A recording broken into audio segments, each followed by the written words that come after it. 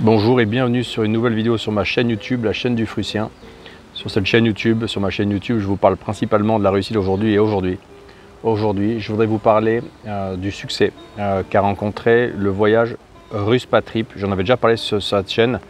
Le voyage Ruspatrip qui est le premier voyage de ce genre organisé en Russie, le premier depuis le début de l'opération militaire spéciale.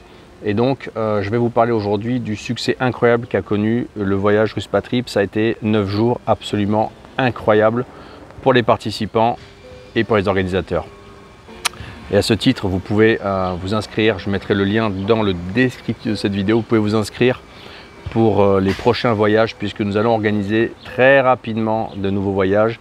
Et pour tout savoir, être les premiers informés, ce sera des voyages avec des places réduites en nombre. Et donc, inscrivez-vous, c'est gratuit et vous serez informé avant les autres des dates et du contenu des prochains voyages.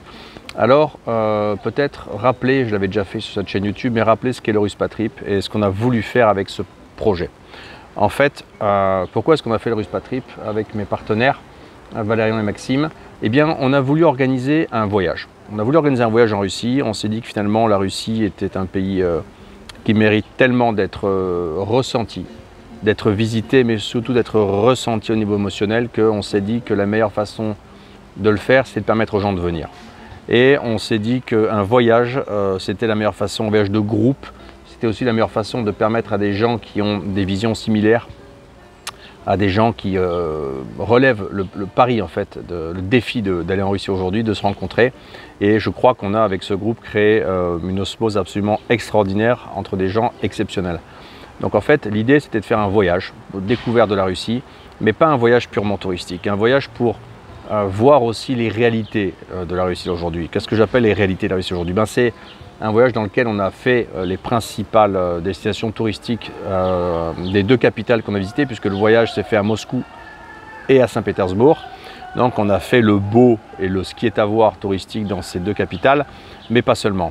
On a circulé au milieu des gens, on a pris le métro, on a observé les Russes, on est allé à l'administration, on est allé dans les quartiers d'affaires, on a rencontré la communauté d'affaires. Donc on est allé faire quelque chose qui ne soit pas seulement un voyage touristique, mais on a fait un voyage qui est vraiment un voyage d'immersion, de découverte, un voyage dans lequel les gens ont pu gratter un peu plus en profondeur les réalités de la Russie d'aujourd'hui. Et ça a été un voyage extrêmement dense en 9 jours. Puisque en 9 jours, on a fait en moyenne, pour les jours où on marchait, on a fait entre 8 à 14 km par jour et on avait en moyenne 2, 3, 4, 5 événements par jour. Donc ça a été un voyage extrêmement dense. Le but, c'était vraiment de montrer un maximum de choses aux gens et de leur faire découvrir et ressentir le plus possible toutes les nuances en fait que la société russe et que la Russie de 2024 peut proposer. Donc c'est ce qu'on a fait. Qui étaient les participants? Les gens qui sont venus sont des gens de tous âges. On a eu un étudiant de 21 ans, on a eu un jeune homme de 34 ans, on a eu des retraités, on a eu des gens qui sont dans la vie active encore. On a eu des gens d'horizons très très différents, mais animés par tous la même volonté de voir et de découvrir la Russie d'aujourd'hui. Ce qu'on a qualifié de dame russe sous 20 000 sanctions. On a eu des gens qui avaient des projets avec la Russie. On a eu des gens qui étaient venus simplement pour bénéficier de notre expertise, des gens qui connaissaient déjà la Russie, mais qui se sont dit avec ce voyage, on va la voir beaucoup plus en profondeur et d'une façon très différente de ce qu'on a pu voir avec les précédents voyages. Mais on a eu une majorité de gens qui étaient des gens qui voulaient vraiment commencer à poser la première pierre à l'édifice que sera leur projet Russie. C'est des gens qui ont des velléités de développer du business en Russie, c'est des gens qui ont des velléités de passer du temps en Russie, des gens qui ont des velléités de déménager en Russie. Donc on avait 12 inscrits, 6 femmes, 6 hommes, 6 Français, 6 Belges. Malheureusement, une personne a dû annuler au dernier moment. Donc on s'est retrouvé avec 6 femmes et 5 hommes, 6 Belges et 5 Français. Des classes d'âge vraiment très différentes et des horizons très différents. On a même une jeune femme de la Réunion qui est venue. Donc c'était vraiment très intéressant d'avoir un panel de gens aussi variés, aussi différents, mais tous animés par la même cause en fait. Et des gens qui surtout se sont extrêmement bien entendus entre eux, et ça c'est le principal, puisque là on a créé en quelque sorte une petite famille, les gens qui ont pu voir la Russie d'aujourd'hui et les gens qui ont pu bénéficier au Ruspatrip. Donc comment ça s'est déroulé? En fait, on a accompagné les gens qui se sont inscrits sur toutes les étapes préparatoires. On a été en contact avec eux dès le début, tout le temps, 24/7, pour tous les problèmes, pour toutes les questions auxquelles ils pouvaient faire face. L'obtention des visas, répondre à leurs questions, répondre à leurs inquiétudes potentielles. On constate avec mes collègues et mes partenaires que les gens, même motivés à venir en Russie, sont des fois un petit peu anxieux, un petit peu inquiets, ils ne savent pas trop ce qu'ils pourraient trouver, etc. Donc l'idée d'encadrer ce voyage par moi-même et mes partenaires, c'est vraiment aussi de rassurer les gens. Donc en fait, les gens qui sont participés, les visiteurs ont eu un programme, comme je l'expliquais tout à l'heure, très très dense toute la journée. On les a accompagnés 24/7, on les a fait accompagner par des guides professionnels dans les différentes villes, des guides d'une très haute qualité. On avait aussi un chauffeur pour les déplacer, les ramener, les amener au restaurant, les ramener, etc. Donc ils ont été vraiment super encadrés. On a absolument tout pris en main et on leur a tout montré comment fonctionnait la Russie aujourd'hui. Alors, et les gens sont repartis absolument époustouflés de ce qu'ils ont vu. Époustouflés de ce qu'est la Russie d'aujourd'hui en fait. Alors ça c'est vraiment aussi quelque chose d'important. C'est moi, j'accompagne des gens bien sûr, mais là il y avait l'effet de groupe. Donc c'était un petit peu aussi là de voir qu'est-ce qui a surpris ces gens. Qu'est-ce qui a surpris les gens qui arrivent d'Europe, qui arrivent de Belgique, qui arrivent de France, qui arrivent de Suisse? Qu'est-ce qui a surpris ces gens qui découvrent la Russie 2024? La première chose, je crois, ils ont été fascinés par l'organisation du territoire, c'est-à-dire en fait le niveau d'infrastructure que les deux capitales russes proposent. Les infrastructures, absolument juste ahurissantes. La propreté, ils nous ont dit c'est incroyable, tout est propre, tout est retapé, tout est beau. Tout est, il n'y a pas de poubelle nulle part, il n'y a pas de crotte de chien, il n'y a pas de punk, c'est propre, c'est lisse. La Russie des grandes villes en 2024, c'est un monde propre, beau, épuré. Et ça aussi la beauté. Ils ont été très surpris des gens, des Russes. Et ils ont été très surpris, alors on ne reviendra pas sur l'élégance des jeunes femmes russes l'été, ça se manifeste par une explosion de beauté, d'érotisme, de magnificence. La génétique russe là-dessus est supérieure et dominante. Et effectivement, ils ont été surpris de voir des gens aussi beaux, des hommes bien sûr, mais surtout des femmes, de voir des gens aussi bien habillés, de voir des gens propres. Ils ont été surpris du fait que partout, ça sent bon. Nulle part, ça sent mauvais, ni dans le métro, ni dans les tramways, ni dans les trains, nulle part. Donc ils ont été très surpris des gens, ils ont été très surpris du niveau de sécurité. Et ça c'est un corollaire avec la beauté des femmes, c'est que les femmes en Russie peuvent s'habiller de façon extrêmement provocative, on va dire, extrêmement dénudée, extrêmement érotique, mais il n'y a aucun risque sécuritaire pour les femmes, pour ces femmes dans la rue. Donc ça c'est vraiment des choses qui les ont beaucoup surpris. Les ont beaucoup surpris aussi le fait que la Russie est un pays reclassé. Ils ont été surpris par le fait qu'ouvrir des comptes en banque, ça a pris 40 minutes. C'est ça aujourd'hui. Le fait que tout fonctionne, le fait que prendre un numéro de téléphone, ça prend 10 minutes. Qu'on ne commence pas à vous emmerder avec 200 justificatifs. Surpris par le fait que le niveau de service est très élevé partout. Ils ont été surpris par ce niveau de service qu'ils ont vu partout dans les restaurants, à l'hôtel, dans les places publiques où les gens sont vraiment bienveillants. Les Russes d'aujourd'hui sont très service orientés, les jeunes Russes. Donc ils ont été très surpris par ça. Ils ont été extrêmement surpris par le niveau technologique. Ça c'est vraiment un moment clé dans la relation entre les Européens et la Russie d'aujourd'hui. C'est qu'on est allé visiter un centre administratif de service public dans lequel il y avait un robot qui consulte les visiteurs. J'ai moi-même fait une démonstration de communication avec le robot. Le robot peut faire passer des tests médicaux. Donc la jeune femme du service public, du service administratif nous a fait un test. Donc ils ont vu en fait que ce qui est en train de devenir la norme dans la société russe du point de vue du service public, des infrastructures, c'est top niveau. C'est que ça a déclassé complètement, ça a surclassé complètement l'Europe. L'Europe est totalement déclassée. Et là on est plus proche de Dubaï, de Singapour, donc de hotspot. Voilà, ça les a beaucoup surpris. Ils ont été surpris de la facilité à faire les choses en fait. Tout fonctionne, tout est facile en Russie. Quand on est accompagné par quelqu'un qui parle russe. Ils ont été surpris de la gentillesse des gens. Combien de fois dans le métro, des gens sont venus nous voir, ah vous êtes français, vous êtes des touristes, super, bravo. On est allé visiter la galerie de Tretiakov, on a rencontré une jeune femme qui est dans le domaine touristique, qui les a félicités en disant bravo, des touristes français, super, et belges, des touristes européens, en gros, génial. Ils ont été très surpris de voir que même la police dans le métro, la police touristique à l'extérieur est souriante, sympa, parle anglais, bien disposée et contente de voir des touristes européens. Donc ça a été une immense surprise parce qu'ils arrivaient en disant on est étrangers de pays non amicaux, on va en Russie, pays en guerre, comment on va nous traiter, comment on va nous regarder. Et non, partout ça a été bienveillance, sourire, positivité. Les choses qu'ils ont surpris aussi, c'est le fait que dans les églises orthodoxes, dans les monastères, il y a énormément de touristes arabes du Golfe.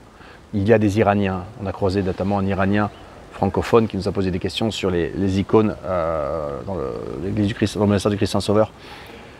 Énormément de touristes arabes des Émirats, d'Arabie Saoudite, des gens qui viennent visiter la Russie, qui viennent voir la Russie chrétienne, qui viennent voir la Russie orthodoxe affirmée. Beaucoup d'Indiens aussi, beaucoup de touristes des BRICS. Donc ça a été, je pense, pour eux aussi un élément clé, c'est qu'ils ont vu qu'en fait en Russie aujourd'hui, il n'y a peut-être plus d'Européens, mais il y a un afflux d'Arabes, il y a un afflux d'Asiatiques, il y a un afflux de gens du monde entier hors Occident en fait. Et donc ils ont bien compris que le monde entier hors Occident se réorganise sans eux. Et ça, je pense que c'est absolument terrible ce qui se passe. Voilà, qu'est-ce qui les a surpris? Il les a surpris l'incroyable gastronomie russe. On a fait principalement que des restaurants russes.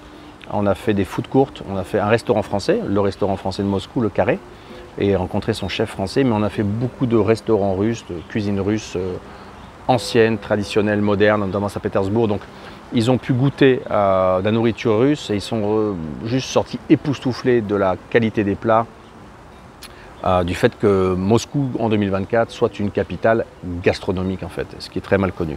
Mais ça vaut le coup, je le dis pour les Français et les Européens, venir manger à Moscou, c'est venir manger des produits de bonne qualité, de la matière première de bonne qualité. C'est de la matière première faite en Russie ou en Eurasie. Voilà, donc ça c'était la première chose. Voilà, je crois que c'est les éléments clés qui ont énormément surpris en fait nos visiteurs.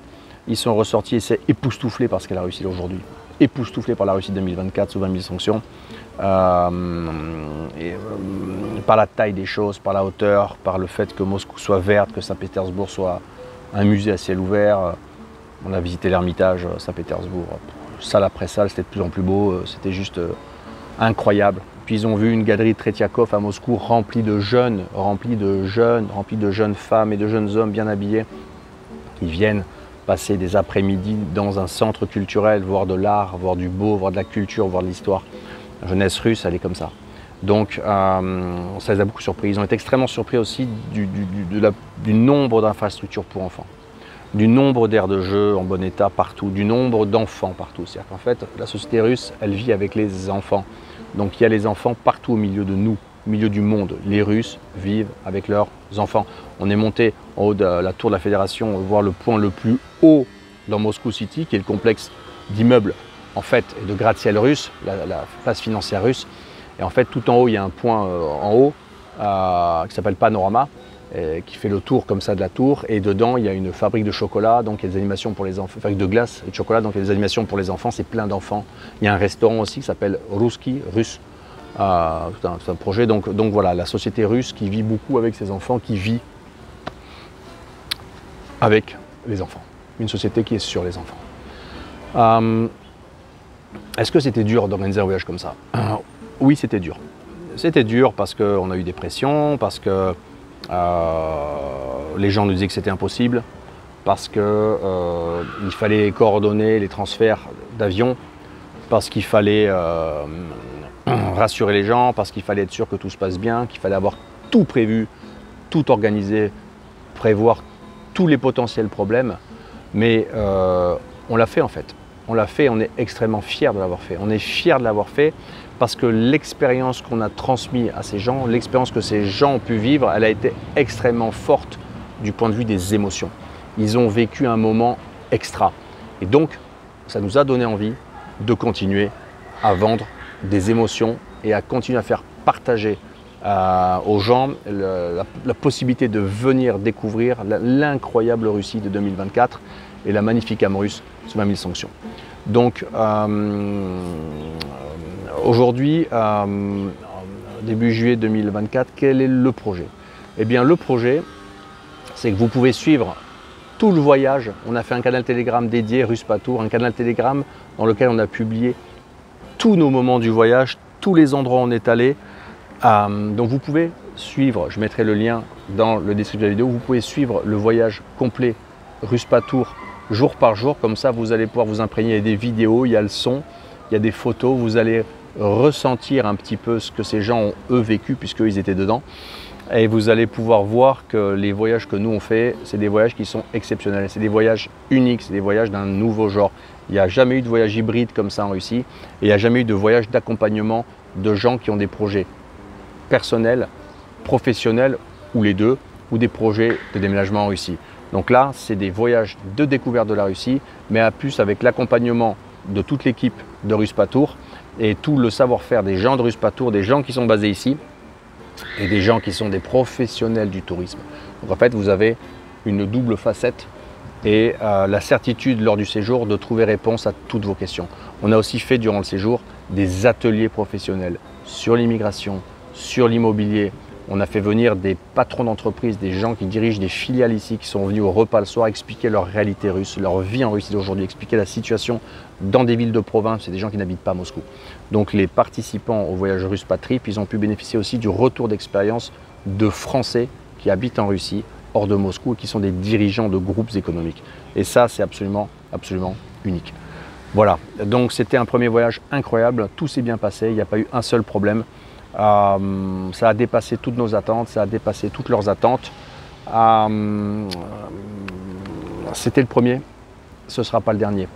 Donc vous pouvez vous inscrire, je mettrai le lien dans le descriptif de cette vidéo et dans le premier commentaire, voyage.ruspatour.com. Vous pouvez vous inscrire et être informé des prochains voyages.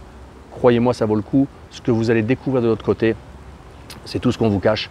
Et vous allez découvrir une réalité qui est bien plus impressionnante et époustouflante que celle que vous pouvez ressentir quand je vous la raconte. Le vivre, le ressentir, avoir le bruit, les odeurs, les émotions, le russe autour de vous, la Russie autour de vous, c'est juste quelque chose d'époustouflant. Et de découvrir l'âme russe sous 22 000 sanctions est sans doute le meilleur projet touristique que vous puissiez faire dans les prochains mois. C'est tout pour aujourd'hui. Je vous dis à très bientôt pour une nouvelle vidéo sur la chaîne du Frussien.